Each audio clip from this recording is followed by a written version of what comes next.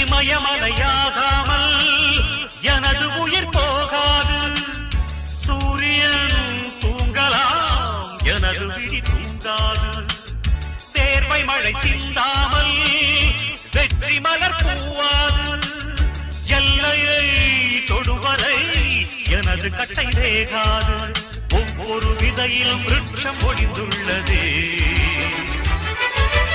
ஒவ்வொரு விடியலும் எனது பெயர் சொல்லுதே. மனம் புகழும் உனது கண்ணை மறைக்கிறதே. அடே நண்பா